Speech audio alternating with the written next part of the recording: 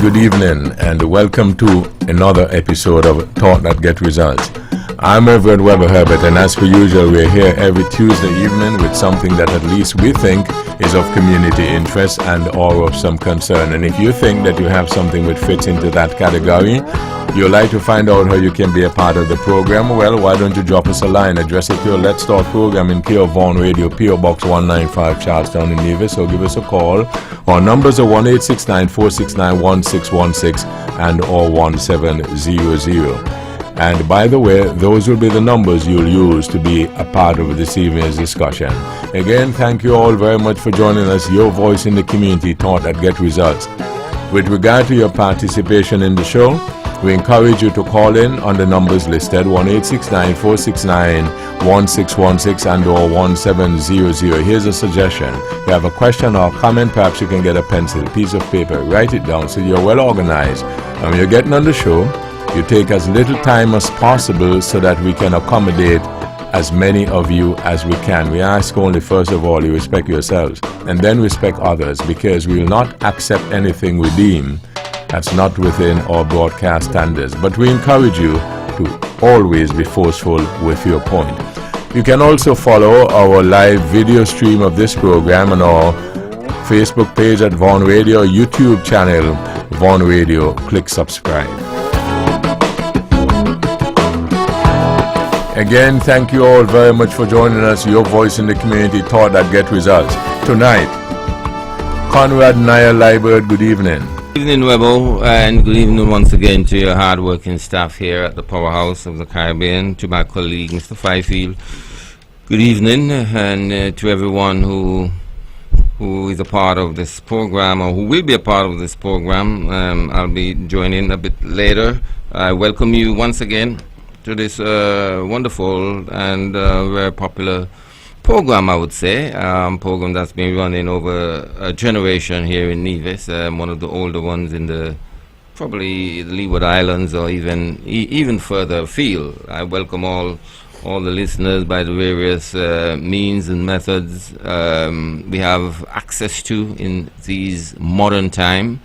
And so, Webbo, I want to also thank you for having me once again and to allowing me to be a part of the conversation, the issues affecting the people here in Nevis and in the region. Of course, there is the international football meet called the World Cup is ongoing. It's quite interesting.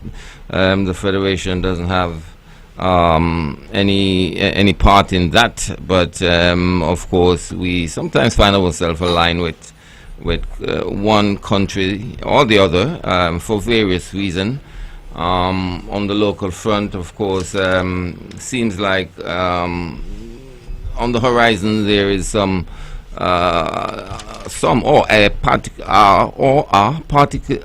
political wave happening.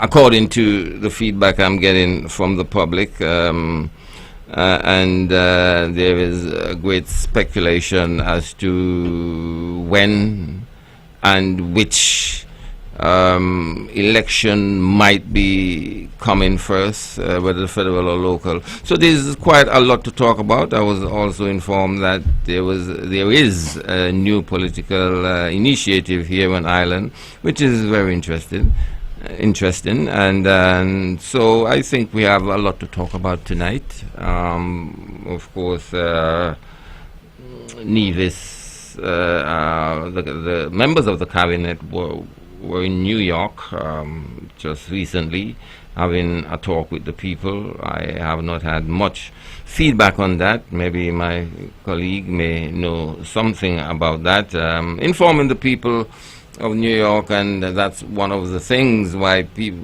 people think that there might be an election pretty soon. Some say immediately after Culturama, some say before Culturama. I'm not sure, but I think all these are issues affecting the people, Nevis and its economy relative to St. Kitts and its economy. Culturama is around the corner. The Mango Festival here in Nevis is around the corner. And so we can have a good conversation tonight and see where we're at, where the island is going. Roger Fifield, good evening. Good evening, Webbo. Good evening to my fellow panelists, and of course, good evening to all those who are listening and viewing by the various mediums. Webbo, I want to say a special good evening to all those who are celebrating birthdays or anniversaries. A special good evening to Cheyenne Gaged in the Ramsbury area who is celebrating her birthday. Good evening, Cheyenne. Hope you're having a wonderful time. Webbo, to those who are sick and shut in, we say, speedy recovery to you. And Webbo, I just want the opportunity to say hello to a few persons with your permission, Webbo. I want to say a special good night to Rodney Elliott, King Flamingo, Slimber, and Philip Taylor, they're in the Zion area. We say special good evening to you. Webbo, of course, we know that this is an interactive program, and we are hoping that persons would call in as we can learn something from them and they can learn something from us. Of course, Naya would have laid a lot of things on the table, and I'm looking forward for a fruitful discussion. Thank you once again, Webbo, for your invitation. Okay. I just want to mention two things. First of all, hello, Ted Hobson. We got you. Thank you for always being in, and thank you for your support. Anniversary number 38. So sometimes I don't even take notice, but people wouldn't let us forget. And I got to say that, to tell the truth, as modest as we may be, we really appreciate, how people appreciate the service that we do. So we want to let folks know that. They keep clamoring for something. Be careful what you ask for, because you might just get it. Okay? You remember I told you that. So, thank everybody once more. And as the good book said, there is no greater vocation that a man can have but to serve his people without boasting about it and keep starting, oh, I do this, I do that. You know what I'm saying? So, we are very humble and pleased that you gave us the opportunity to serve you. We know that we can do better, and we always strive for that. You fellas here who are always holding on with me, we put everybody in the same bracket, so obviously you're no exception. Folks don't know how great a sacrifice you make in not serving just us, but serving your people as well. It is not easy. And I was remarking to one member of staff today, a young member, and it's on the record. Naya, you might have been present when Edric, on one occasion, he said it on more than one occasion. And I like to highlight this because sometimes people think it's an easy road. It's not an easy road. So when we started with a talk show, I am serious. Only certain people could say the word politics. People, only certain people. It almost, in some instances, that way now, because some people think they have a hold in everything. Only they're supposed to, only they love Nevis, etc., etc. So only certain people could say those words. And that's why people keep hearing me talking about Ted and Edric all the time. Those gentlemen were brave, courageous to come and start this show. And the story is told how Edric says that everybody knew where Edric Place was, up church ground, and the little supermarket, etc., that he had and other stuff. And Edric says that people will come there.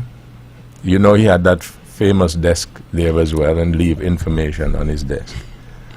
But he said what amazed him, and it amazed him because he lived in another jurisdiction for a number of years where people were more open and debate and stuff like that. But people will leave all over and come and discourage him from coming on the talk show.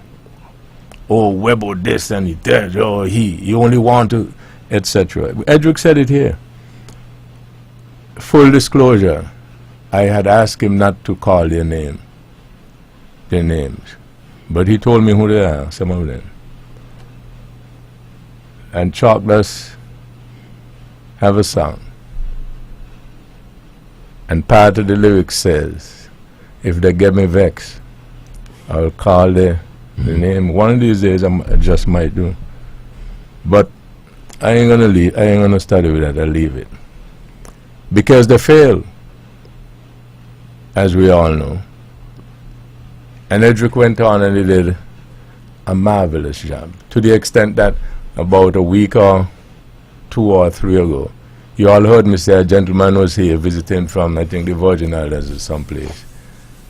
And he said this issue that we have, that everybody is talking about, and that's another thing too. Some people feel only them alone supposed to talk about it. So if you have an opinion on it and it's not theirs, they get upset with you and they try to spite you.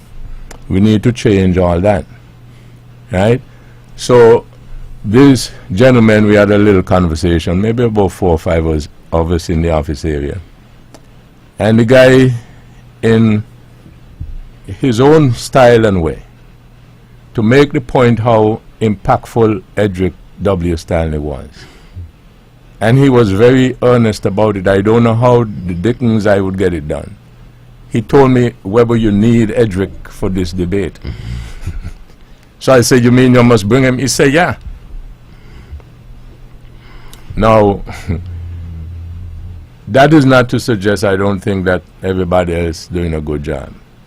But it's more about the kind of impact that Edric and company made. That they're saying this thing is so humongous. Instead of just one man talking, we need Edric, a guy like Edric and others to join in the debate. What that says to me is not so much the issue itself, but he described the importance and the impact that he made. So what happened if he had studied those clowns who tell him, don't come and do it?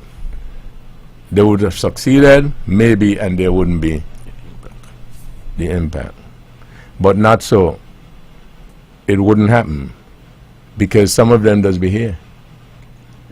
Some of them who told Edric must not come.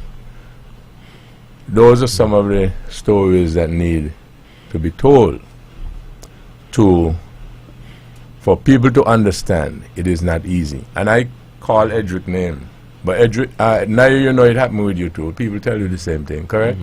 Okay. All the time. All the time, you see that?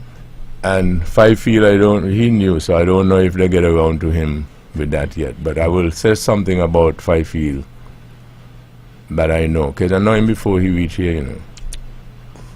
It don't make sense tell him that because he won't walk. Okay, he ain't gonna study you. Okay? So that's just my way of making the point how important these fellas are to us in terms of what they do, right? And might I say, not again in terms of being arrogant or anything, because it ain't easy being in this thing with me, you know, right, Naya? It has been said. And realize at times. Yeah, okay, but that's just a little light moment. The other thing I wanted to mention before you guys, get into what you're getting into is that either tonight or sometime, I want to know if we can have a discussion on the service that we're getting from one another in the community, because you hardly can walk 2, 10, 15 yards or go 5, 10 minutes that somebody don't complain of the service. Am I correct? Sure. Okay, so that's my bit for now. Well, Webbo, before we move into the program proper, it would be remiss of me for me to continue without saying, happy birthday to Von. I think the actual birthday was the 18th. I'm subject to correction, but I think it might have been the 18th a few days ago. And I'm one who grew up on Von, still listens to Von, still believe that Von is the Caribbean's only powerhouse. And I think a number of persons, continue to listen to Von because of the information, because of the integrity of the station, and people look towards it, for proper information, for want of a better term. And I want to encourage you, Mr. Herbert, and your team to continue to do the wonderful work that you are doing. And may God bless you and your station continuously. Just wanted to slip in that before we proceed. I must walk with you on that, Mr. Fifield. Vaughan Radio, I always say it's the soundtrack of our life here. Vaughan Radio, voice of Nevis. It has been. One cannot deny it. I think most Nevisians listen to Vaughan. If you want to communicate to Nevisian, yes, in a impactful way, in a wholesome and populous way, I suppose Vaughan is the best place to do that from. It has been a player. It has been almost like a walking stick. It's very, very, very, very important institution, no doubt about it. To Nevis is very, very institution to democracy too. I must say, as Webbo was just talking about, those folks who tend to discourage people like me and you, Mr. Fifield, from being on this program. It makes me think of a quote. I don't remember who actually made that quote, but what I deduce from it is that there's a big difference between people who think they have to say something and people who have something to say. And I think that spells it out in a good way. Some people feel like they have to say something, and others feel like they have something to say. So I think there lies the divide. So we come here, and to be quite honest, it's hard to believe so many years have passed, even for me. Once upon a time I was the youngest, now I'm like the oldest. And up to last week, people still telling me not to go to the program. And if you don't get paid, And just tonight when I'm leaving home, I stopped to think about it, and I said, look, this is the only schedule I have. I mean, I have been self-employed all the time. I set my own schedule. Only if I have an arrangement, an appointment. But in terms of weekly or monthly, this seems to be the only schedule I show up to. Some people have to go work for 8 and 8 work to 4. I don't have those experiences. I go when I want, and even though we spend more time working than the 9-to-5ers, but I think this is a place where I come to have a good conversation. I come here because I have something to say, and fortunately I can say what I want to say, and I have been saying what I want to say for a number of years here.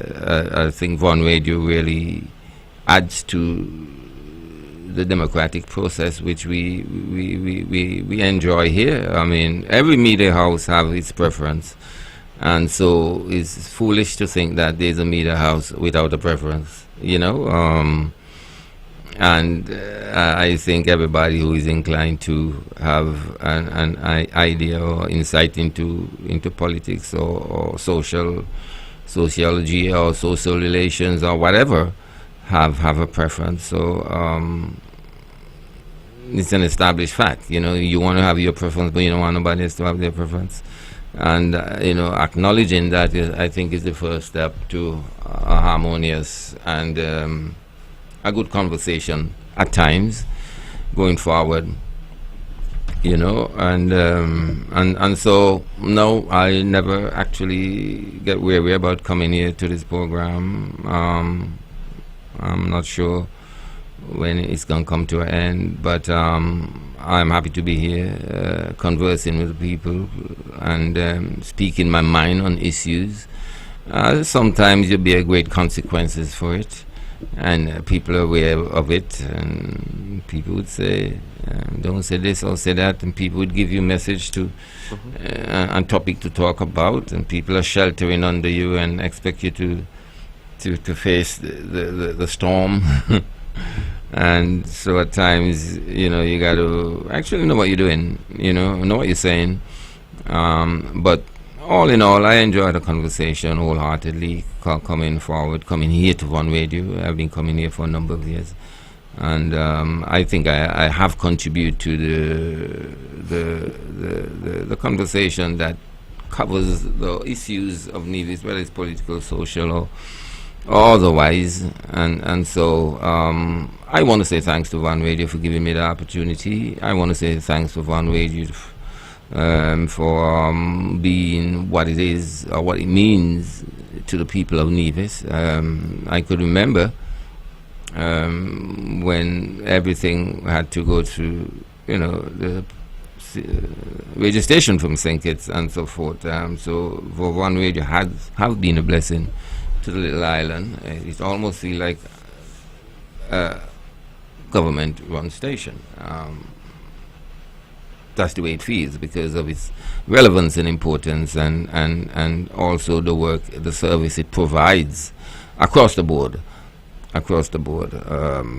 For the people of Nevis. I think once I was here when the founder was here with us, and he said the inspiration come from I think a hurricane season or hurricane that affected Nevis, and there was no way for people to communicate, and he thought a radio station here would have been good for the for the island. And out of that, I think that's what he said, came One Radio, and we do appreciate that. 38 years, a lot of years. This program has been running, as I said, over a generation, and so I'm happy to be a part of it.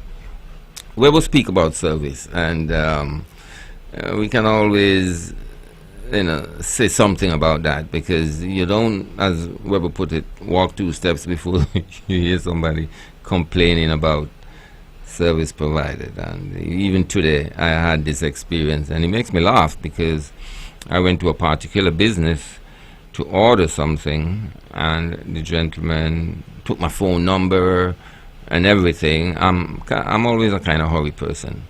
And he said to me, I said, so when I'm going to hear from you? He said, you will hear from me maybe before the end of the day, but I've got your number, so I'm going to call you. Now, a whole day passed, and the next day I saw him, so I say, yo, what's up? He said, oh, the information is in the office for you. The information in the office for you. And I just laughed, because it's like, so why did you take my number and give me that assurance that you're going to call me to let me know of the possibility, And so we have experienced that type of stuff a lot. Somebody last week described, such the service we get as a result of the slaves now become the masters. That's how he sees it, and I think service here in Nevis at times is very, I almost want to say, prejudicial. I would think, because I have certain experiences. One thing in particular, I always ask this question, and I don't want to go too deep into it, but I find that sometimes we Nevisians have to find ourselves in St. Kitts to be listened to, and our cause to be honored. Where the institution isn't St. Kitts an institution. In particular, I must say that I'm talking about the Development Bank. Don't know why, and then you go over to St. Kitts, and they remind you about your your appointment the day before. In Nevis, I wonder, it looks like they want you to forget the appointment. I'm not sure. I don't want to sound too bad about it, but I had such experience where I wonder why the service from the same institution, from the branch in Sinkis, is so much more professional and conducive to encouragement than the one I have here. And I'm talking about my experience, and I don't want to go too deep into that. But in so many areas, I think we find it very difficult, as if we are so willing and wanting to keep down our own people here in this little island, and because you can at times. And but I kind of abide by the principle that when one door is closed, another is open. So when they try to shut me out, I still press on here, there, or somewhere else. But I hear this too often, especially from business people, young businessmen, and it's like you get turned down, you're faced with difficulties. Many a times the ministers of government are not aware of the difficulty that the public are facing because of sometimes the permanent secretary or somebody below down the line. And that's why I hear people say these days, oh, go to the top. I overlook all them and then and go to the top, because sometimes it's just like differences getting in the midst of things. What kind of difference? Sometimes you don't even know, and it makes you sit back and wonder, why is it they're not giving me this appointment? Why is it they're not calling me? And you start wonder, I wonder if it's because that'll be on radio, or I wonder if it's because I'm close to this person or not too close to that person, or have such opinion on certain issues. But too often I hear, especially people in business who I communicate to a lot, find it very difficult because of the service they receive from various individuals in key places, and just make it difficult for things to progress, really. And that is not good for Nevis. That is not good for Nevis, because trust me, when I go over to the sister island, it's almost like a complete different place in terms of happenings. I know it's a bigger country, I know it's a bigger population, but there is some growth there, and I don't know, I can't say it's because of this government or the last government, but there's so much more happening that Sinkis can easily be a choice for maybe another hotel, another business, because the business community is so much more vibrant than here in Nevis. And I'm not saying that we should just be careless and adapt any form of business or any kind of investors here in Nevis, but a boost will be a great thing for Nevis and the economy of Nevis in a massive way. I read in the newspaper briefly that geothermal, the drilling for geothermal will start before the end of this year. If I have not heard that about 100 times, in terms of drilling is going to start sometime, but they never give a date. I have not heard it once. To me, it's just, I don't know if it's a political ball or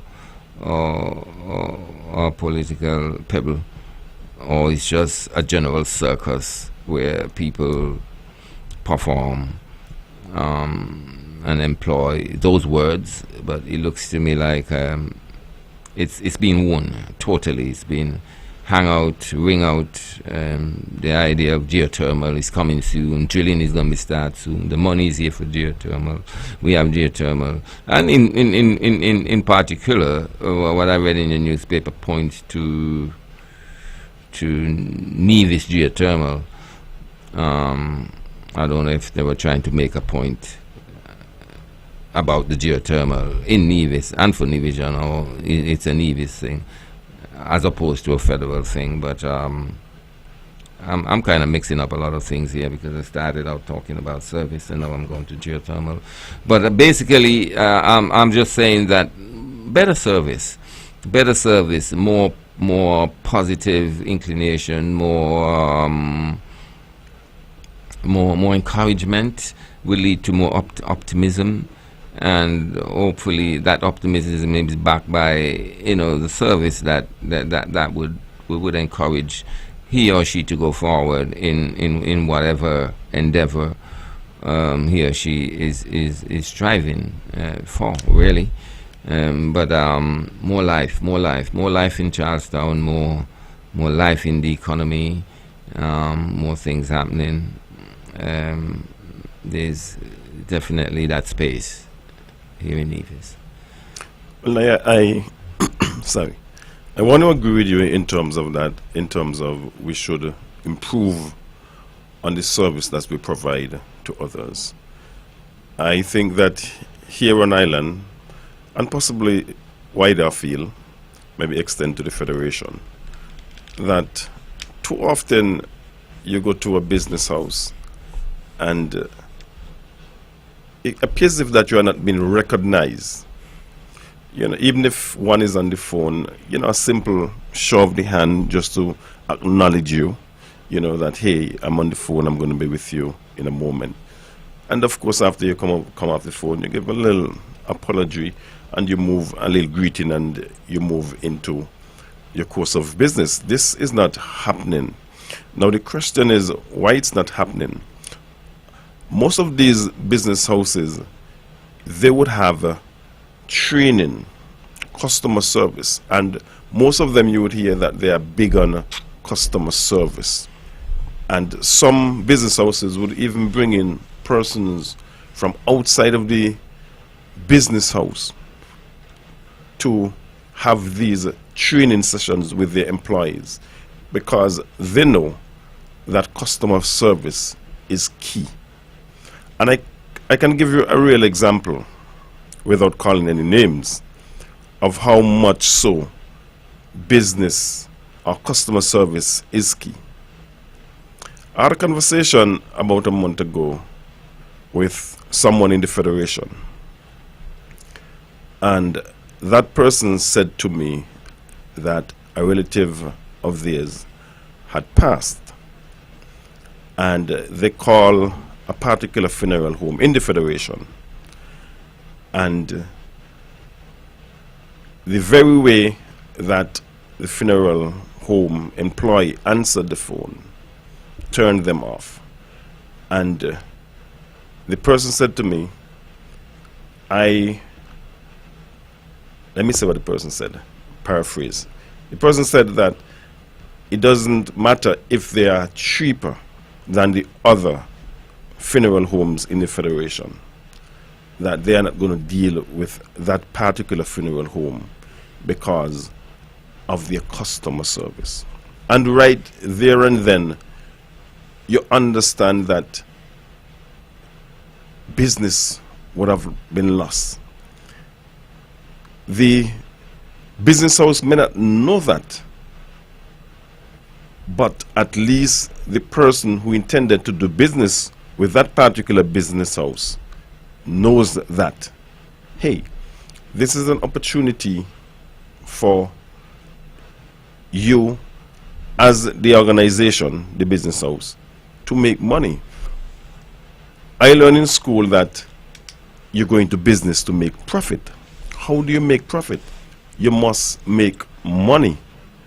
Your rate of turnover, how you do things, you come back to customer service. And I believe far too long that we believe And I said, yes, I said we believe that the customers we are doing the customers, some sort of favor. I don't think that we understand that we are in these business houses to serve. We are here to serve the public, and the quicker that we understand that, I think the better it will be for everyone. Sometimes you go to a business institution, you may not have been having a good day. A nice little polite greeting could cheer you up. Sometimes too, we are not professional enough, in my opinion. Something happens, maybe in the home, we come on the job, and we allow it to spill off. Now, there are certain times that, based on the gravity of what it is, it would probably spill off, but we're supposed to have checks and balances in our organizations. We have supervisors, we have managers. They should be able to detect, maybe by the very looks or appearance of the employee, that hey, something is wrong, something is disturbing this particular employee. This particular employee does not look as jovial, as upbeat as he or she normally does. So you kind of do, before you can reach to the customer, you probably want to pull the employee aside and say, hey, it appears if that something is bothering you. Would you like to speak about it? Of course, you can't force them to speak about it. But that particular employee might very well wanted to hear that. They probably just wanted someone to give a listening ear. And by doing that, you would have taken off whatever, or relieved them of whatever was bothering them. And what that does is to translate into better customer service for your customers. So we have to look at the whole thing holistically, in my opinion. We cannot say, well, it's Raja. But Raja works for the business house. Raja's action may very well be at a level that pulls down the organization. Do we want that? Do we want to sit back and just say, by a Raja, a he?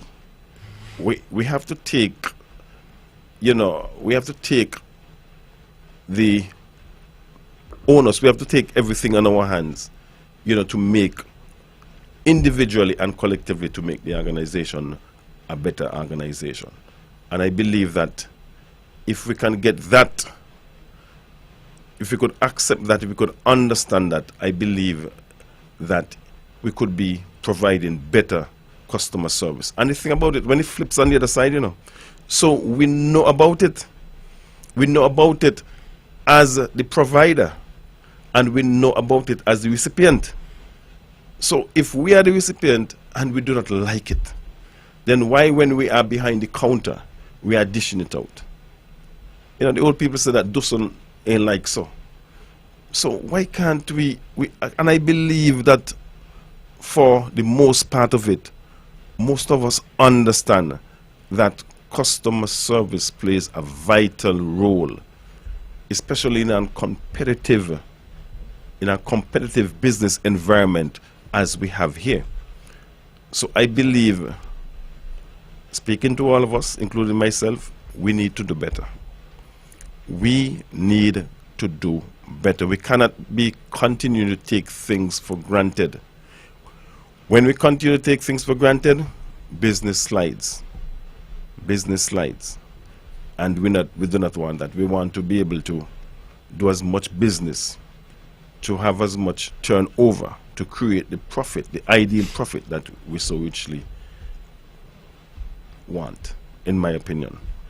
Now, you would have spoke about political parties, and I think it was sometime late last week, if memory serves me right. I think I read something on Facebook of, I think it is NDM, Nevis Democratic Movement. I think that's the name. But what I would say, Naya, is that I believe and I applaud persons, groups, when they could come together and they could form these political parties. Because it says to me that there is interest still in elective politics. There are persons out there who feels as if that they can make a difference. And in my opinion, the options, I think the more options we have, I think that we could make better choices or more informed choices, or if you want to put it this way, you probably would want to maybe think a little more deeply in terms of who am I going to vote for. And I'm hoping... Let me just take this while you're voting. Good evening. Thank you for holding. Good evening, Mr. Herbert. How are you, sir? I'm well, and you? I am doing great. And again, I just want to take this opportunity to wish you happy anniversary to your radio station. I'm here listening to the program, and I feel that I really enjoy. And you're talking customer service. And I'm not gonna stay on it, because if I go stay on it tonight, I'm gonna get very angry and very vexed, because this customer service in Nevis is bad. It's horrible. It is bad. And it's all over. I'm talking from in the banks, I'm talking in the supermarket, I'm talking in government offices, I am talking about right out of Wally Beach, where most of our tourists comes in. I am out there almost every day, and I watch the service, and it's horrible.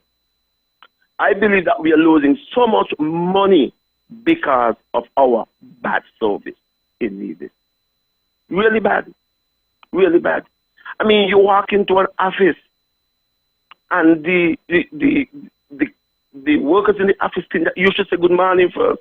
You're walking into the office, they greet you first. You walk into the office, they're supposed to say good morning, how can I help you? They're on the computer and the phone, they don't even acknowledge you until you say good morning. I am saying that this is bad. We need to start to have proper service in it. Etiquette. I mean, I did a small training I think it was in Easter. Miss Thibault asked me to do some etiquette training for some young people. And I asked one question: how many of you get up in the morning and tell your parents good morning? No, we don't tell mommy good morning. We don't tell daddy good morning. So you start in your home. Basic etiquette. Basic etiquette. No eye contact. They talk to you. They don't even watch you in your face when they're talking to you. Disrespect. The customer service in Nevis is bad. And I'm sure that most of the business places in Charleston don't make half the money that they're supposed to make because of the customer service. Very bad. No, they're unapproachable. And when you approach them, they look as if they look like you, like as if, what you bad me for? What you doing here for? What you doing here? I'm serious. We have to start look at our service, because I'm telling you that most of our business places is not making the money, and that's why maybe that's why we are saying that business is bad and things slow. And we're not making enough money. I mean, I had the opportunity to go to Bermuda to do some training in customer service. Bermudans take every penny you got when you come to spend because of their customer service. Because of their customer service. You walk into a bank in Charleston and you say good morning, and people look on you like you're in a strange land. Like, you're supposed to say good morning, good afternoon, how can I help you? These are basic things. Basic things. I mean, you work in a restaurant or a hotel, and you say, "Oh, me not make no tips today." Your fault, because you do not approach the guests in the proper way. People believe being nice is hard. Being nice is very easy. Being rude is very hard. I don't know how some people get to be rude. Because rude is very difficult. Being nice is very easy. And we need to set the example. And it comes right from the top. Let us have first things on the head first. We got to set the trend in this country. Otherwise, we're going to lose Nevis by our service. Believe me. We need to get our sharpened. We need to. Every time I walk around Nevis, I look around the service because that's the feel I enjoy. And I'm telling you, we are losing it. Now you just say it there. He goes to think it. 10 years ago, 15 years ago, we were in front of them. They were struggling, think it was more like an industrialized country. In the 90s, in the early 20s, we were leading in service in Nevis. With the Nisbet Plantation, the Four Seasons, the Montpellier, and the small shops in town, we were leading. All of a sudden, we lost it. We're losing it. Big time. Big time. And we need to get the training, we need to get the etiquette back. We need to get it back. And we need to start from the grassroots. We need to get our young people to start to say good morning. Start at home. Start at home. Start in the school. Start in the school. Good morning, teacher. Some of them only want to say to the teacher good morning. They want to tell the teacher good afternoon. They think it's a bad thing to say good morning or good afternoon. So if you not start, you're not gonna get anywhere. So sorry, but let me say good night, gentlemen. Continue wonderful program. Thank you. All right, thank you. Fifield. Yes. Webbo, I can hear the passion in that caller's voice. I know the caller very well, and I know he has a passion for service. He has a passion for the hotel industry, I dare say. But Webbo, to go back to the political parties, I believe, Webbo, that I think that we are coming of age in a sense, if I dare to say that, in terms of most times we hear talks that in the Caribbean, no third party can survive. And we would have had a few and that fell through, and I'm hoping that this particular party, could pull through in that, it would have some longevity, and it gives, the electorate, another option. It's not that the options that are there now are not options, but they would be able to get another option. And as I said, I want to applaud the organizers, those who are involved. I think that more persons, could be or should be, part of political movements. You would have gotten so much from your country, and I believe that being a politician, being able to serve your people, is one of the noblest things. You in a position that you can serve, you can make a difference, a positive difference, I dare say, to your fellow Nevisians, your fellow Kittitians. And I again want to applaud them. And I am hoping that, although I read something on Facebook that the traditional way, I'm looking forward to hear from them the traditional way in terms of on the campaign trail and stuff like that, to hear what they have to say. I wanted to remind you that one of the ways to encourage in your party is to vote for them. Say that again? One of the ways to encourage the survival of a new party is to vote for them. Well, I would want to believe that if there are new parties formed, persons would vote for them. Okay. All right. Yeah. Well, that's true. It's a small sort. You know. No. It's a good thing. It's a good thing. It's a good thing to see. People are receive that inner compulsion to organize themselves in a political movement and have the willingness to offer themselves, to the people, hopefully to do good. The word politician sometimes it's not really taken in a good way, because too many times people get into politics not to serve the people, but to enrich themselves, Which is bad. which is bad. And in some way or the other, sometimes very clever ways, but I hope that a new initiative would be that initiative that surfaces to really serve the people, encourage the people, educate the people, and to be educated by the people too. And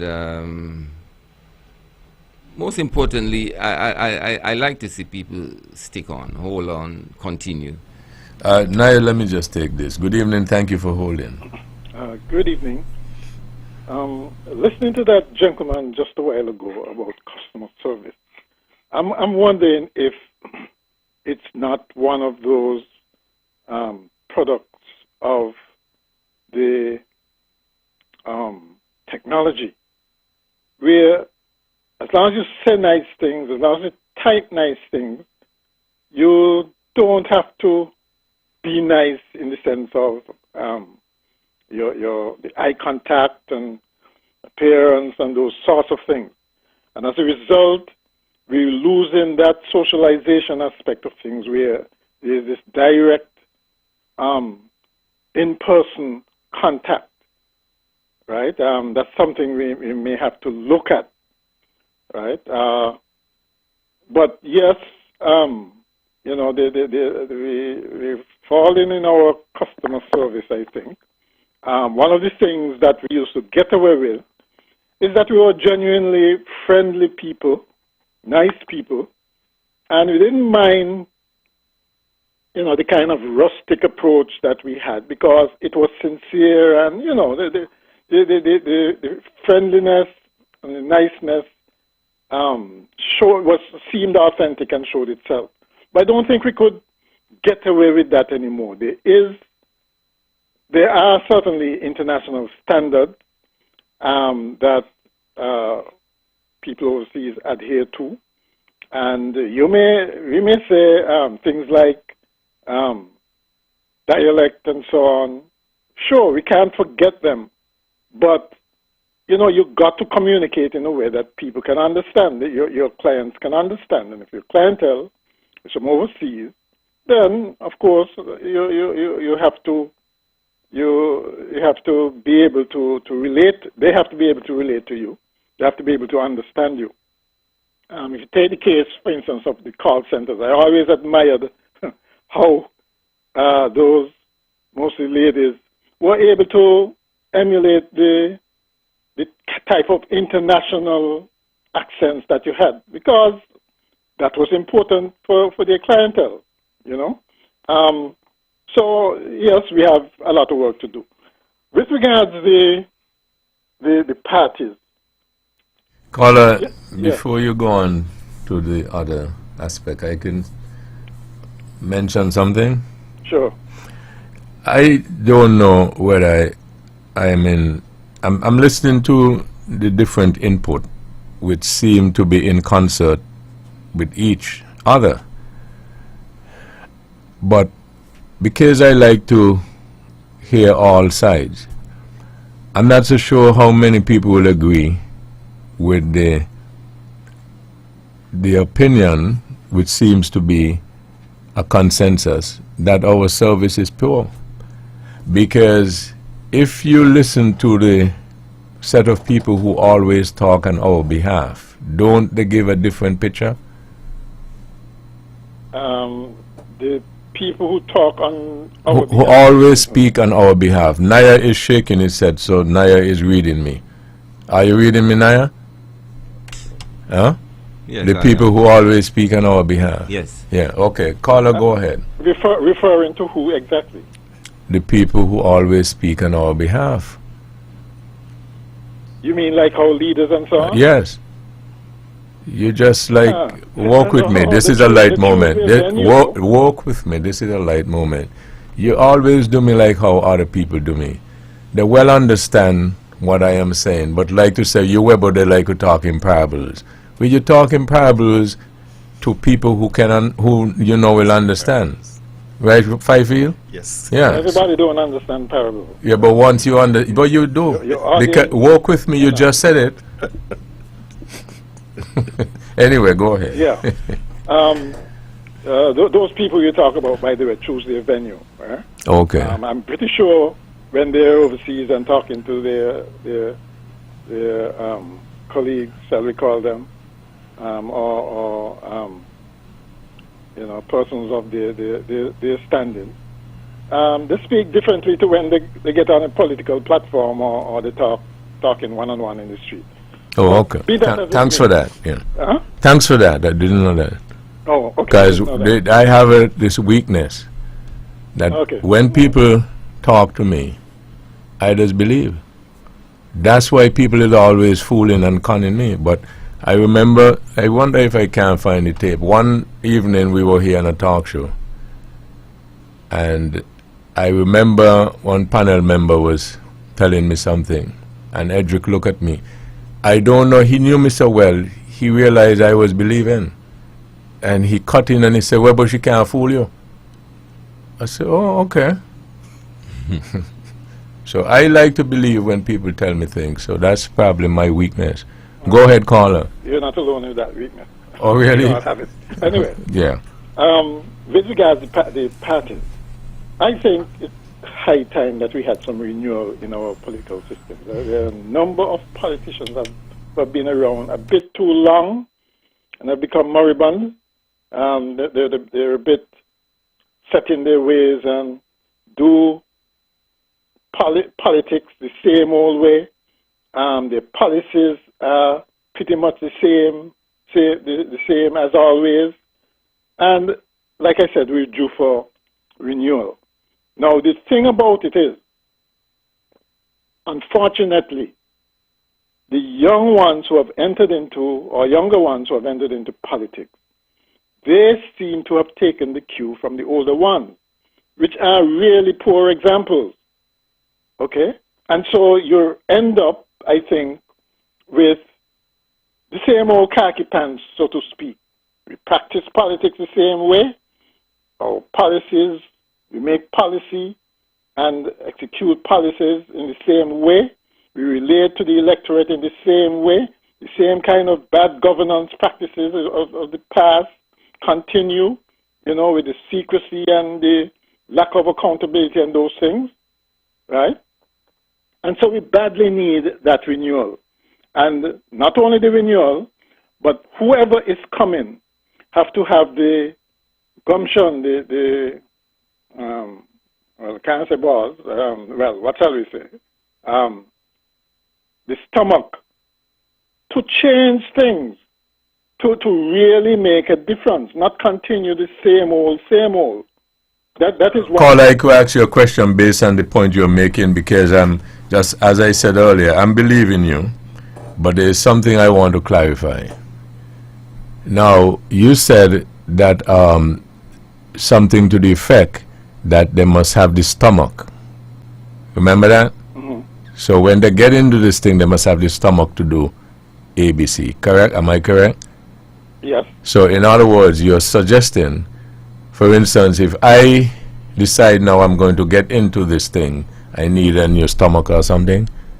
No, well, maybe not a new stomach, but you need to keep the stomach you got, because what normally happens... Well, I don't... Okay, go ahead. What normally happens is that they say all the right things before they go in, and then when they go in there, they fall into the same old. Well, How do you explain that? but caller, that is what the problem is, isn't it? You are now suggesting to me that they need to keep the stomach that they have, and that's what they're doing. And they come with the same stomach, and you say you have a problem with what they're doing? No.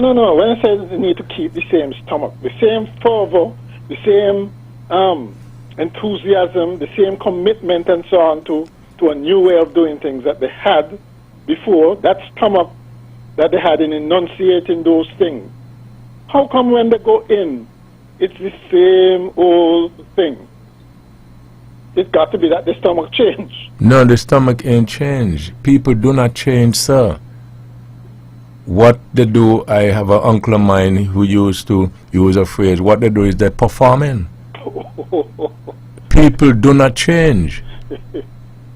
So how do we... You just walk with me. Acting? You just told me, right? I don't understand. That's why I'm get so confused. You just educated me, and I believe you, that what these people do, they talk or say certain things according to the audience. You remember that? Right. So all it means is just another way of saying what they're doing is performing. Okay, they're performing. Right, so you agree with that? Is it important, though, for the electorate to discern who is performing and who is really committed? Yes, but people like me can't. Because I have a way I believe people when they tell me things. And I'm sure I may not be alone. What about you, Fifield? You're a much smarter fellow, right? What about you, Naya? You can read between the lines. Well, I tell you what, though, what the cure for that is. Maybe. What the cure for that is what I started with at the beginning, that it was time for renewal. We don't reward people who have not met expectations. We turn them out of office and have an accept. We have to keep changing until we get the change we want. Okay, all right. All right. Yes, who were interrupted? Yeah. 5 years. Yeah. But just to go on the heels of the caller, what are we saying? Are we saying that maybe most parties come out of some sort of ideologies? Should they turn away from them, or are they not keeping what they said they would keep? You know, these are Christians, and if they are not, would a new party coming on stream now would probably keep or stick to their ideologies maybe for a period of a 10-year, 20 years, and then they go away from it? Those are questions we probably need to ask ourselves. Because when we look at it, who are politicians? Where do politicians come from? Politicians come from amongst us. It comes from the community. It's a microcosm of the community. So it's like, it's what the community produce is what you're going to get, or who you are going to get in these political parties. So we have to ask ourselves these. But having said that, though, Webbo, here on Nevis, you know, we have to ask ourselves, you know, at the debate, we can discuss, you know, would another political party on Nevis be influential enough to determine the outcome of an election? Bearing in mind, Webbo, that over the years, candidates would have won an election by 8 votes, by 14 votes, by 11 votes, by 27 votes, by 25 votes over the years. So when we look at these numbers, they are not very, very large. They are not very big. The last election, local elections we had here, we had one candidate who won by 8. Another candidate won by 27. So can a new party now have or attract and have that influence, influential enough to attract persons and form a base that can pull voters to them to have the elections go a particular way or another way? Or would they themselves, as a new party, be able to capture the hems of government? So these are things that we have to look at. When a party in Nevis or a candidate in Nevis wins by 50 votes, it could be considered a landslide because of the constituency, the electorate, and the numbers. We are very small compared to other Caribbean islands, and maybe even to compare to St. Kitts, for example. So I believe that a third political party in Nevis could possibly have an effect on the outcome. And if we were to look back at St. James's in the last local elections, we had a candidate of a third party. And if memory serves me right, that particular candidate got 11 votes. And the incumbent at the time eventually lost the elections by 11 votes. So the question begs, if that candidate of the third party didn't run and did muster that 11 votes, who those votes might have gone to? If the votes would have gone to the incumbent at the time, he would have won the elections. If those 11 votes went the other way with the incumbent now, she still would have won the elections if they were to split. You know, I don't know, Webbo, you have more experience than I do. But I don't know if there was ever an election that you had a tie. I know in Barbuda, for instance, I think it might have been 2014, I think one of the politicians on Barbuda won by 1 vote. Let me get this. Good evening. Thank you for holding. Good night, Webbo. Good night to your panelists. Yeah, good night. Good night. Now, as the gentleman just said here, the politician come from us, right? Come out of us, come out from us, come out from the humble beginning people. Now, but when we elect the politician them, we feel that the politician them different to us. We feel like they're special to us. And there was something. We elect a politician, maybe a candidate, to run the face of your constituency. You understand? And when we elect the politician them now move from us. They move from us too. They forget about us. They no longer feel like that, you me, your representative in constituency, whatever. You understand? And we make the politician them like this thing. Just like the other day, me and a gentleman was speaking. And he tell me that, but me just like Dougie. Me just like Dougie as a leader. Me just like Dougie. I said, well, you like Dougie, what you like him for? Man, he know win election. Dougie just know win election, man. He just know win election. So that's the way I love Dougie for, like, Dougie see him develop the country and see the country move on and whatsoever. Man, me just like Dougie. And all these things that backward kind of talk. You listen, people think because they don't study politics and they don't study what's going on in the country and those things. But we look a politician, a candidate to run the face of the constituency and also the country. And we like a leader to do well in the country and run the country. How we could run the country to please the people. Not please yourself or please your friend or please one set of people. We elect you to please the country. And this we idea when we let them, we feel like the politicians are so special to us. We worship them like some God. All right, gentlemen, I will continue the program. Okay, thank you. Fifi. Yes, Webbo. Thanks, Webbo. Webbo, I was just, a little fascinated with the idea that, who knows, one of these times we may very well have a tie in the elections, meaning a particular constituency, both candidates get the same number of votes. As I said, I think it was 2014 in Barbuda, one candidate, it might have been Trevor Walker or Arthur Nibbs, I think might have been Nibs who won Trevor Walker by 1 vote. But I'm stand for correction here. But I know one of them, either of them had won the elections by 1 vote. So I don't know if you would have heard, maybe Anaya would have heard that there's a tie. And if there's a tie, what is in place, would they automatically go back to the poll? And if that particular seat would have could determine the elections in terms of who govern, what happens.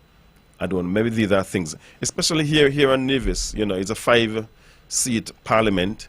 If, let's say, 2 seats gone clearly, 2 NRP, 2 to CCM, just for argument's sake, and there is the 3rd seat now that is going to decide the government, and that seat is tied. Both candidates get 300 votes. Then what happens? These are, well, I probably need some help here. That's why I'm trying it out.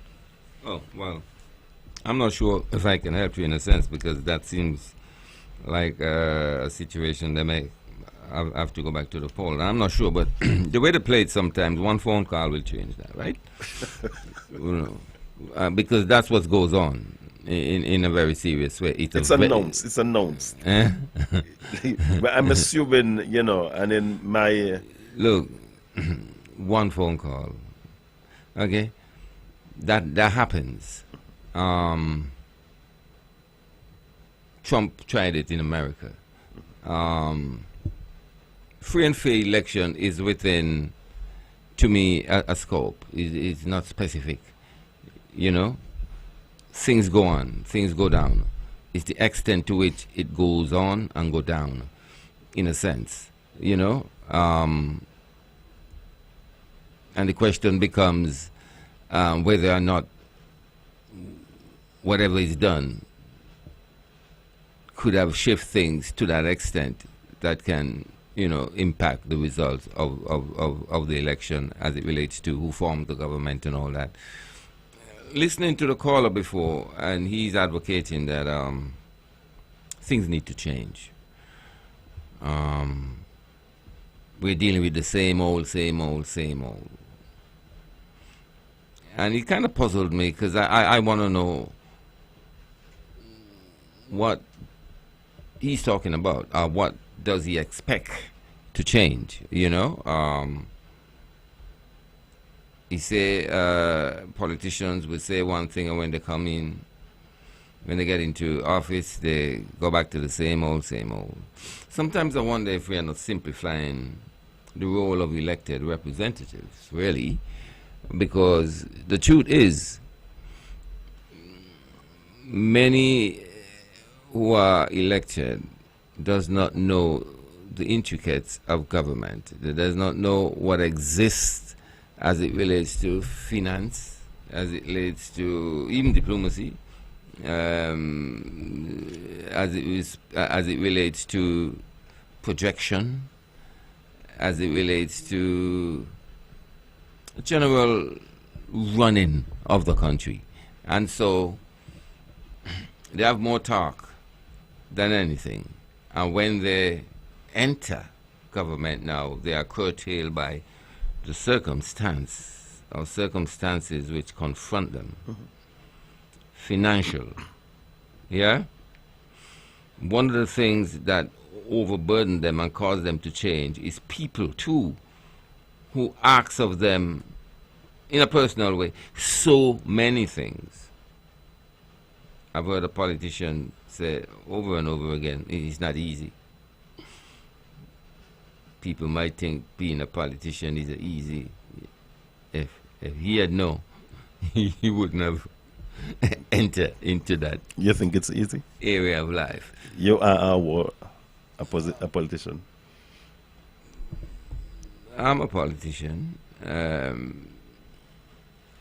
It is easy if you accept the fact that you are there to serve. Yeah? One of the things I was thinking about when the caller was talking about looking for a difference in the politician, or probably a different way of governing. What I'm asking for is politicians to be closer to the people. And they would argue that they are close to the people. Some of them say they go up by MEMS. Some of them say they go by Cabo. Some of them say they're in the trenches. But all of these, as Webbo said earlier, are performing. And they feel like they have to go these places. They have to say that they're in the trenches. And they also have to say they come from poor family. I listen to them sometimes, and I wonder if they really know what it is to be poor. You get me? But I want to believe that all of us, at least here on island, indigenous people, come from poor families. I don't think so. What's the definition of poor? Maybe we need to establish a definition for poor. A lot of the politicians, they're always quick to say, at least one of them there, they say how he sleep on the floor until he's ready to go to high school. Yeah. It makes me laugh because they always try to give that impression that they come from nowhere. You understand? There are people who are a long way worse than them. If they are poor, what do you call them people there? Well, this is what I'm saying, Naya. Maybe we need to who's the poorest? Establish a definition for poor. Know. I believe all of us, came from humble beginnings. All of us, came from poor families. And some of us are still poor, but some are a little poorer. And some come from the poorest. Look, let me tell you something, right? Ambition ambitiousness is riches too, That is why we need to have a clear definition. Ambitiousness is riches. Let me take this. Good evening. Thank you for holding. Yeah, Webbo me again. Now, yeah, I want to pick up from where you left off. Now, listen to me. Now, you see, we make the politician them that way, right? Especially when we party blind and party alliance. Now, the unity government was in, right? And they was doing things to help the ordinary man and woman in the country, the federation. They put on house roof to do things that where people, sometimes you ain't have a toilet, they help put on a toilet on your house and everything. And that was going good. But the Labour government administration get into government. The Labour Party get into government. Now they get into government. They said the unity government ain't do nothing for the 7 years they was there. And nobody coming out and condoning them saying that ain't nothing like that go so. Because of the political party, people who get help, people who get support, get a roof fixed. Some people don't even have good shingle on the roof. But they get galvalume, strong, could serve them all long time. And then they come out and say that, no, they can't say that. They can't say that unity government and do, and so much people get a roof fixed and all these things. So we call the politicians them to be where they be and do what they want to do. Because we party blind and we can't see no better and you can't see no further than your party. And this thing must stop because we smack my hand. If we do is to take the bull by the hand and change until we get the right set of people to run the country, as Mr. McMahon said. Things ain't gonna be no better. Caller, I could ask you a question. Hello. I could ask you a question. You said that the unity government did a lot of good things and nobody is saying it. Correct?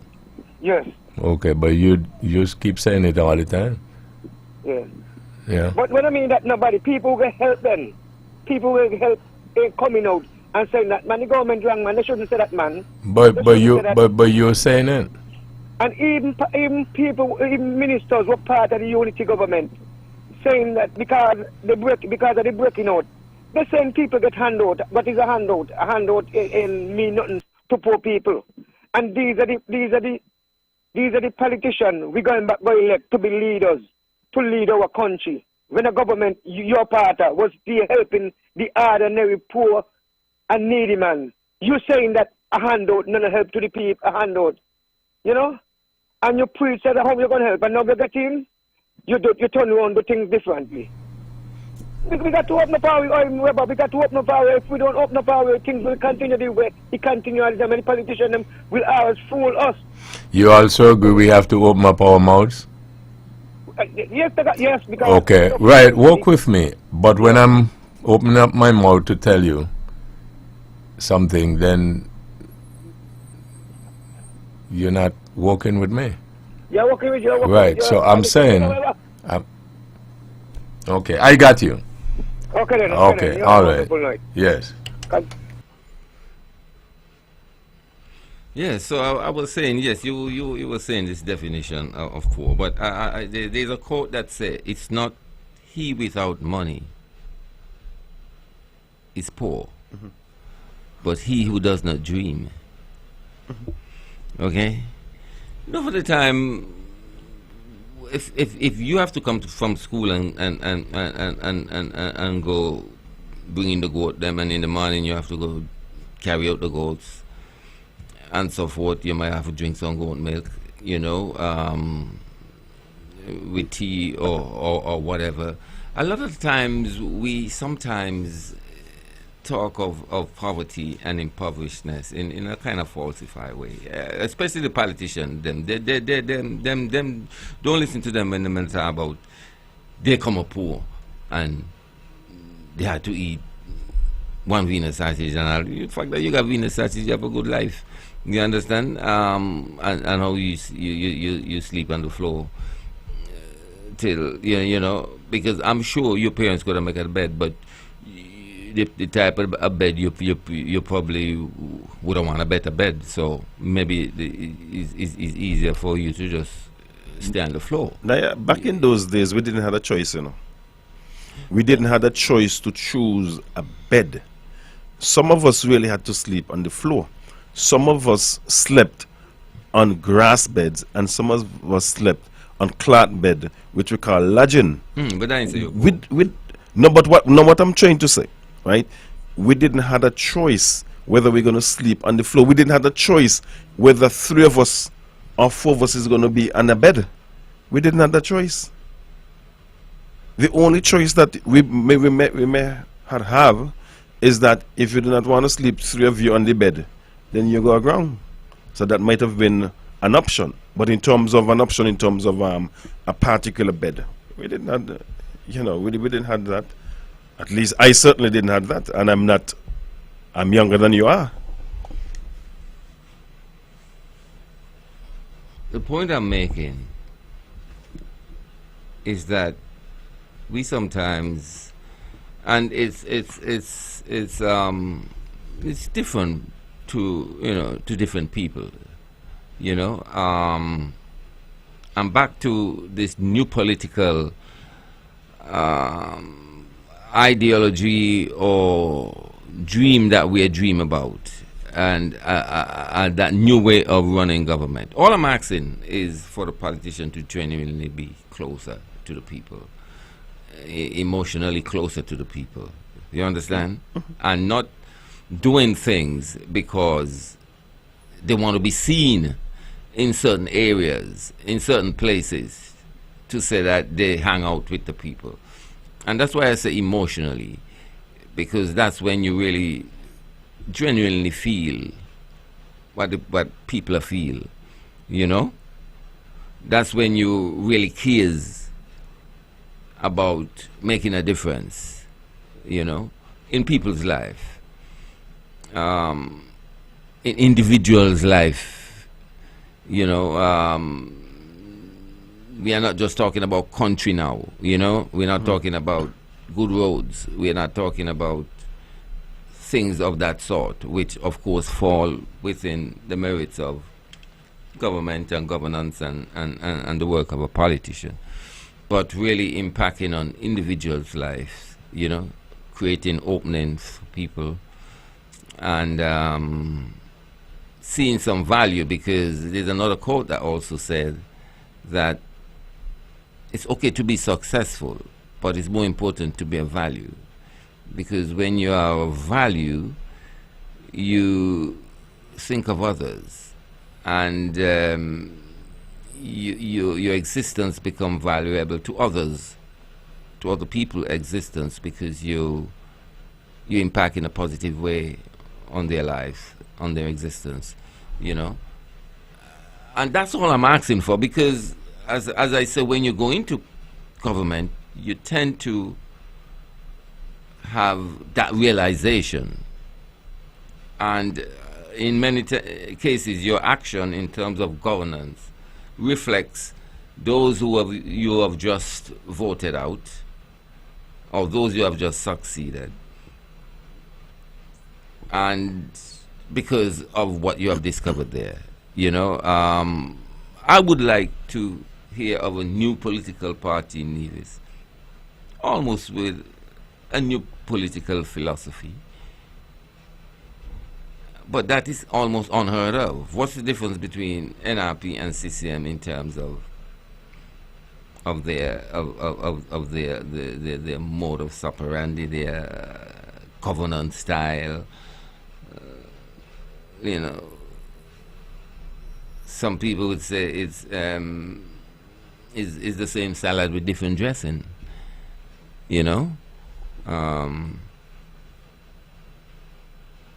But if we don't be careful, what we will lose in what is taking place is what democracy really stands for. That is the people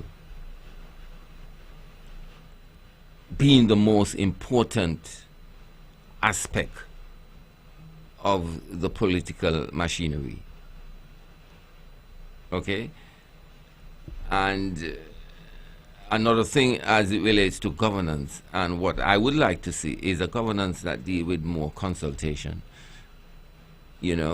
More consultation. So therefore, they probably set up agencies in some way or the other that they can have the public a little more involved in feedback, in the running of and the shaping of policies, running of government, shaping of policies, and even in the formulation of legislation and so forth. I think we are moving away from that, and that is very bad. That is serious. Moving away from the fundamentalism of the fundamentals of democracy, where the people really play that important role. I see a lot of dressing up. I see a lot of falsification. I see all kind of things really when I look at it in closely. I'm talking about the political process and even the political culture. And definitely what I see is we moving further away from what the people want or need to some group, smaller group deciding for the people and shutting out the voice of the people. It's very hard to just sit and speak about a difference, a different style of government. To me, that different style would be genuinely, emotionally more attached to the concerns of the people. Now, we both would have spoken to ideologies and stuff like that of political parties here on island, and most political parties, would want to associate themselves with yesteryear, so to speak. And sometimes in recent history, you'd have heard of the new NRP, for example. And but my question is, The new NRP. We would have heard of that in recent times. But what I'm saying, my question is not directly based on that. My question is, if we are saying that the way political parties govern, and if we believe that it's based on their philosophies and ideologies, do they have the guts? I want to use the term that one caller used, the stomach, to change the ideologies, because maybe they would have recognized that the populace is saying that, hey, you need to shift a bit. You know, do you think that political parties here in St. Kitts Nevis have the guts to do that, to change from, you know, their founding fathers' ideologies and philosophies for the betterment? Well, for the betterment of themselves, really, it might. Because, look, what we are seeing in political parties is everything geared towards winning an election going forward. Okay? It's not about no ideology and nothing, you know what I mean? Whatever it takes. If they can move away from the people and do something that they think would be good for the people. And even though the people are telling them, no. If they can move away from that, no, and go and do something that the people, and in the end, it turn out to be something that is good for the people. You understand? So they triumph in that sense, you know. To me, whatever they do, it points towards really, like, they won't run a risk with ideologies and philosophies. You know what I mean? They are basically concerned about re-election. So Naya, if they got the guts, it's not about they having the guts. Mm-hmm. It's about what it takes to be re-elected. No, I wasn't even speaking about re-election. I was speaking about governance. But you would have made a very interesting point moments ago. So my question is based on your comment a while ago. If we are saying that we need a new party, different ideologies, and you were basically saying, in my opinion, that the established political parties would not, you know, divert from where they stand now. Then are you saying that a new political party with different ideologies, you think that political party would be able to get elected based on what you would have just said? You know, it's a good question, because that political party, in terms of the possibility of being elected, must start from somewhere. Of course. Not simply, okay, I have formed a new political party, but the individuals who are forming this new political party must exhibit those tendencies. Okay, exhibit those tendencies. But what's politician does in terms of trying to get elected, at least? Well, the public now have to really find out who is genuine and who is performing. Exactly. You understand? Exhibit those tendencies, and that's why, you know, the social and community work and whatever counts, you know. They have to show those qualities to put them on the springboard, you know what I mean, so that they can be endorsed by the public in some way. Okay, if I feel do this thing every year, I feel, you know, and I feel genuinely, I can feel it. He's emotionally attached to, you know, the people of, you know, in need, the people who really wants some help, you know, because a lot of the politicians today, I don't really see that connection. I don't really see that nexus. Okay, and that's why you see all them quick to say how they come from poverty. You understand? Again, also, I think we fall into this culture that a university graduate, sometimes we fall into that, is the one to lead, is the one we should trust. The university graduate, enough of them come back here, they don't got no money, they well want to get into politics, they go in and they take everything for themselves, and things like that, you understand? That shouldn't be, even though it can be a requirement, but it should not be the fundamental requirement. I don't think it's a requirement, huh? Well, it should be part of the requirement, because you must have, well, it's not, it doesn't have to be a requirement. But that is understandable because you have to have competence. Yes. You have to have a level of competence. Because and of course you can have your permanent secretaries with that competence, you understand? And what you have is that emotional connection with the people, you know? Because if you look back at old politicians, say somebody like, I don't want to go there. Anyway, I changed that. I think I'm reading you. There would have been leaders in the Caribbean who did not have a university degree, and they led the country, right in this region, the Caribbean region, over the years. And they have proven to be the outstanding leaders of that country. A lot of them.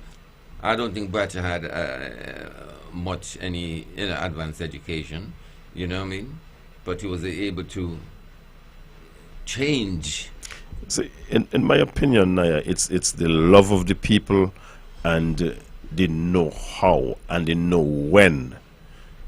You know, if you know when, how, and you have the love, the genuine love for the people, the best interest of the people at heart, I believe that is the impetus that is going to propel you to do good, to do better, and to do the best of your ability to serve your country, to put your country, you know. Well, anyway, sorry to cut you off. I wanted to ask you, when is the election? You sure that question is for me? Yes, I'm asking you. I'm not the Prime Minister or the Premier, but we can speculate. I would want to believe that there's an election that is constitutionally due. The last one was 2022, 5 on that 2027. One was in July. I believe sense that there's an election coming up soon, very soon. Well, there's been because I sense the CCM there's been a lot of chatter. There's been a lot of chatter. Is in campaign mood. The CCM and probably the NRP also, but I see more of the CCM because they are the government. They just went to America, to New York, and once you see them doing such things, then you would think that an election is definitely happening pretty soon. And some people, one of my advisors have told me. You have advisors? Yes, I do. One of my advisors have told me that it's going to be after Culturama. Okay. No, I don't have much, you know. So maybe your advisor might very well be advising the Premier or the Prime Minister? No. My advisors are advising me, you know, and they are just people who trying to read between the lines and follow the little trends that's taking place. You know, I mean, you may call them not too important people, but everyone. One in particular said with great confidence that it's after Culturama. But I know you are a part of the government circle, put it that way, you know. So I thought you might have an. So do you, Naya? We all, you know, on a wider, broader scale makes up the government.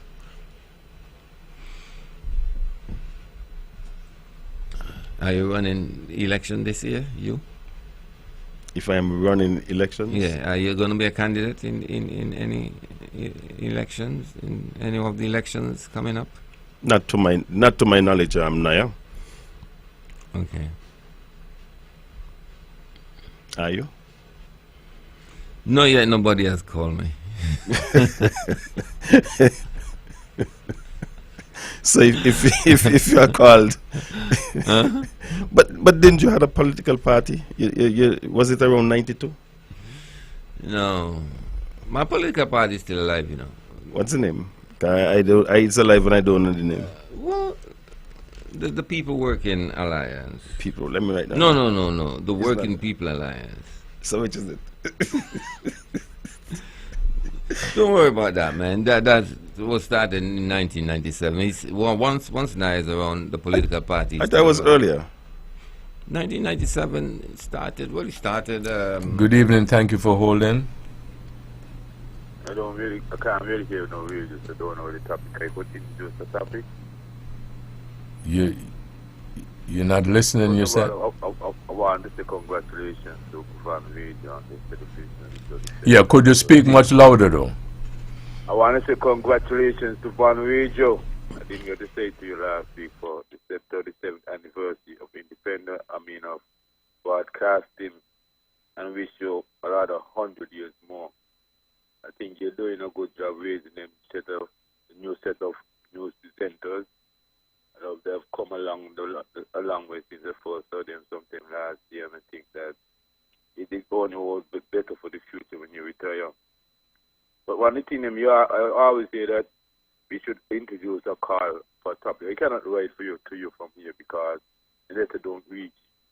But they want you to us to discuss Mr. Herbert, because you know me, I've been on this station for more than 20 times. Foreign interference in the affairs of St. Kitts and Nevis, because a lot of the foreign interference has brought some very serious repercussions on the people of St. Kitts, and nobody don't speak about it. I think it needs to be addressed, because I was forced out of my country because of foreign interference in the country, and I get to speak out to ask a question. My life was threatened, and so one this day I would like us to discuss on one radio foreign interference in our country. Okay, so what you can do, this same number, you can call and ask for me between 9 and 5, and we can discuss on how we can get it done. I want to work to, I want to be a foreign correspondent for Van Radio from Guadeloupe, from Prince Island. So you can give me a work. Work with me. Call me and we'll discuss it. Okay, give thanks. All right, thanks much. Have a nice evening. You too. Yes. Okay, so you don't have any feelings at all as to when there might be an election? Well, I believe that, Naya, being on the ground, just like you, I would want to believe. And as I said, there are a lot of chatter. But even that there are chatter on the ground, it doesn't necessarily mean that there's going to be an election at a particular. Okay, but you have any feelings as to maybe? Well, I believe that there is going to be an election soon. Okay. Whatever soon mean. Okay. Federal first or local first? If I was a betting person, I would say that, whoever jumps up the bag first, either the premier or the prime minister, and then that elections will be first. That's almost obvious, isn't it? Maybe that's obvious to so many of us.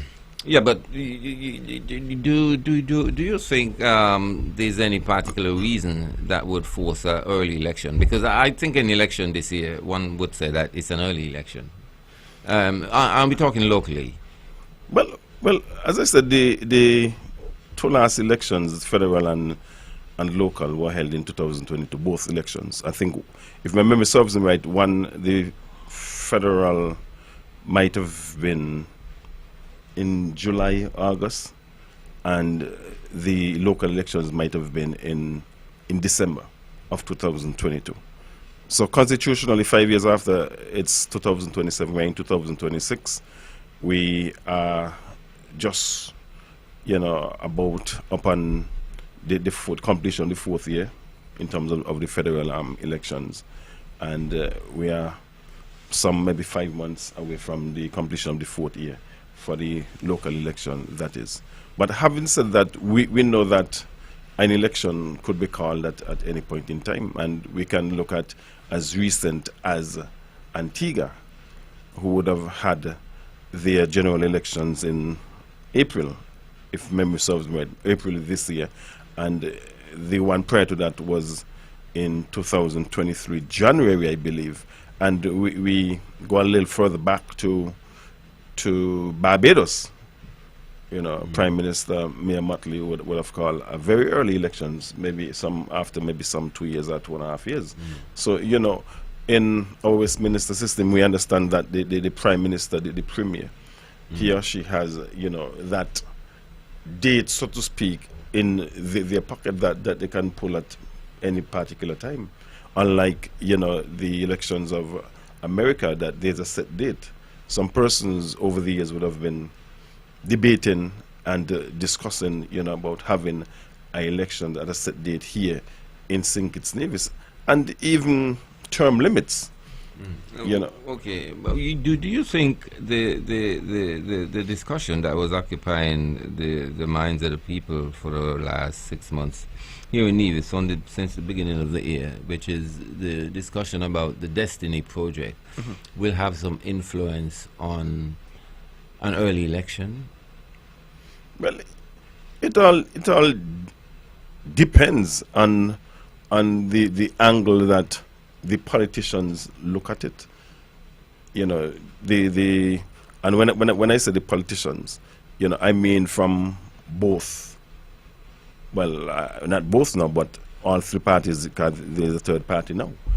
You know, what the opposition is doing, how the governing party feels about what is said, what is happening, all of those would form, in my opinion, the basis of when an election is called, because the governing party, the Premier, the Prime Minister has that authority, that power. So all that, I believe, would form. And I believe around these parts too, to me, we can't fool ourselves, and we should not try to fool ourselves.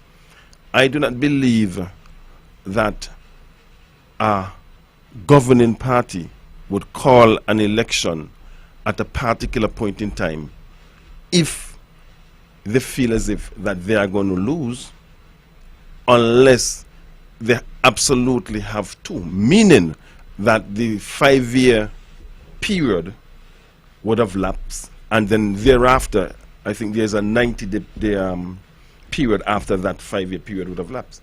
And if we are drawing nigh to that, then we understand that, you know, we could almost say the date, if you understand what I'm saying, you know, for an election. And when we really look at it, look at Barbados again, for example.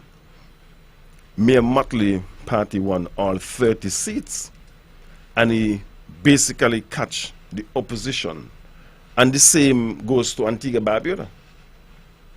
The opposition was caught with the pants down. So nobody who want to govern, want to be in office, and I dare not say want to be in power, you know, want to be in office, you know, would call an election if they feel as if that it's going to cause the demise.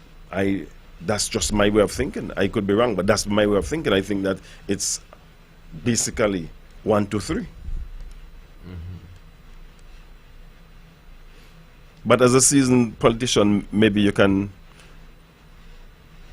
maybe give more advice on this particular topic.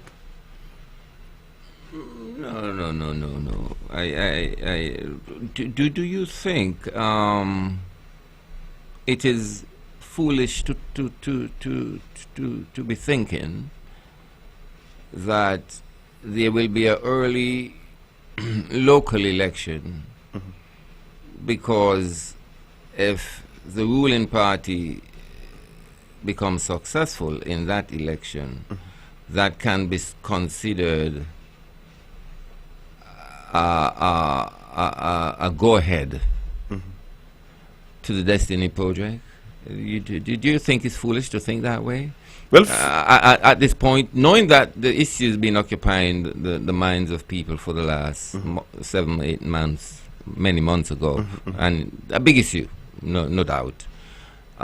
Do you think an early election being won by the ruling party here on Nevis, can be interpreted as the people giving the go-ahead to the Destiny project, which was recently, front and center in the mind of the people. My short answer to that, Naya, well, before I give my short answer, I would say anything that anyone thinks, dream of, conceive, I don't think that it is foolish. Okay. Because if everyone were to think the same very way, then what would become of us? Okay. Now, having said that, my short answer is no. And I'll tell you why no. If, as it is now, that we are waiting on the federal government to sign off on the documents, let's just call them the documents for now, and they haven't done that, if, in my opinion, if there were to be an election tomorrow and the concerned citizens movement were to win again, then it doesn't change the fact that the federal government would have to sign off on those same documents before the project come to fruition. Yeah, but you know that the federal government doesn't have to sign off on the document for the project to come to fruition. We know that because the Prime Minister already said his extent, the extent to which he can stop or impact the project. He have already said he can't stop the project. We listen to the speech, don't we? Right? He spells out the areas which is of concern that seems to fall under the federal umbrella of things, and he have said that he cannot. But Naya, aren't we not resting assured that the document doesn't have to be signed by the federal government for the project to go ahead? So Naya, are we rest assured? Are you saying, Naya, in a diplomatic way, that the concerned citizens movement in government is not forging forward with this particular project, Destiny, knowing, based on what you are saying, knowing that they can go forward with the project without the approval of the federal government?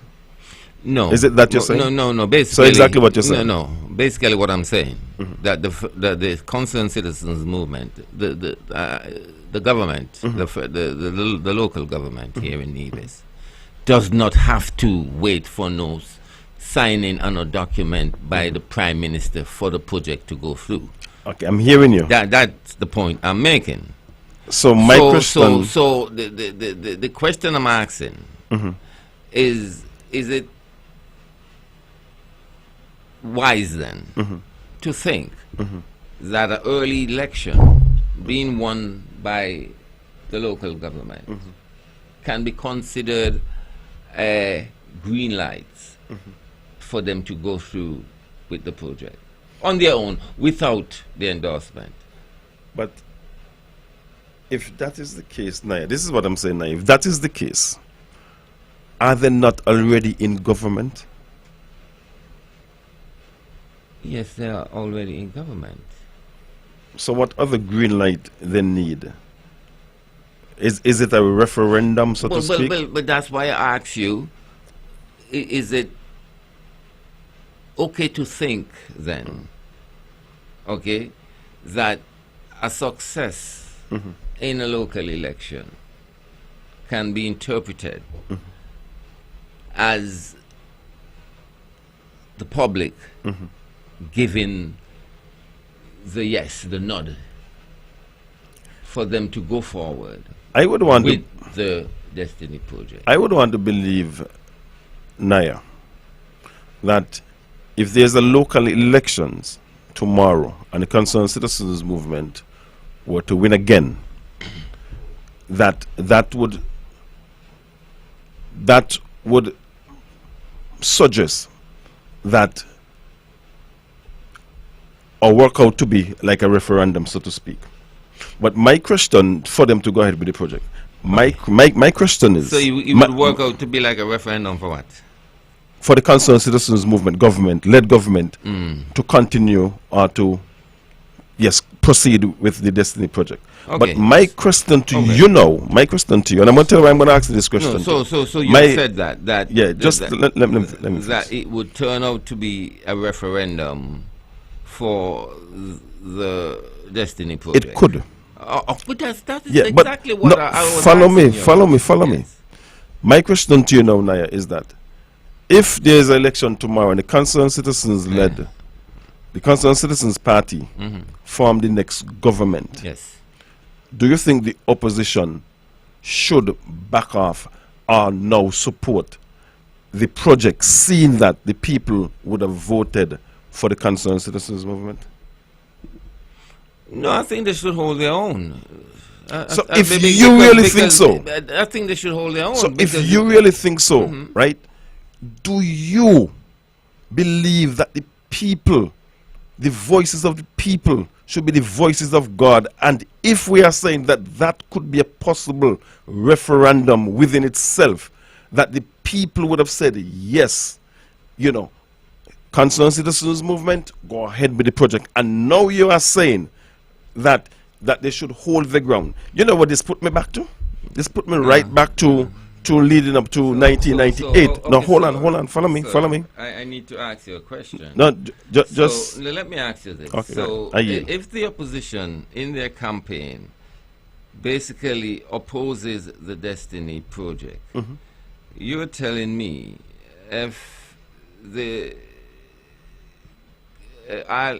CCM wins the election, the opposition should suddenly support the project?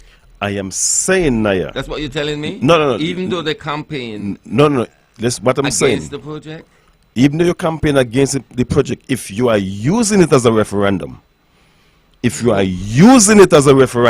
the difference here, Naya. If you are using it as a referendum to say, if... Well, you're the one that said it's possibly a referendum. I say it could be a referendum. It could. Okay. And I said no, follow me. I said that. I never said it's a referendum. No. I asked you, is it wise to think that way? And you're the one say it can be seen as a referendum. Naya, the point is, I was answering based on your question. Okay. And even though you didn't use the word referendum, you were inferring that it is or could be a referendum. No, and I am the one, yes, who came out and used the word referendum. Good. But we know that when people speak, they could infer things without saying it. We know that, don't we? Don't we? Oh yeah. Okay, very well. Now, back to my point now. I am saying, leading up to the referendum 1998, the opposition then said, let's go back to the poll. Let us see who is going to lead us into secession. The people of Nevis went back to the poll, and guess what? The concerned citizens movement won. Yeah. And then guess what? The same opposition remain in opposition and campaign against secession. Can you recall that? I recall something of that sort, but what the point I'm making, I can't see much of a nexus between that referendum and that circumstance. Because you need to change your way of thinking, perhaps. Okay, I'll do that by next week. That's the last word. This program repeats at 10 o'clock tomorrow morning following the VON News Minute. Join the Honorable Mark Brantley tomorrow evening at 8 o'clock for On The Mark. Join Keith Scarborough on Thursday evening at 8 o'clock for Government at Work, a place where you can spend all of your evenings right here in the Eastern Caribbean's powerhouse. Thank you all again for joining us. This is your voice in the community, thought that get results. You all have a wonderful evening.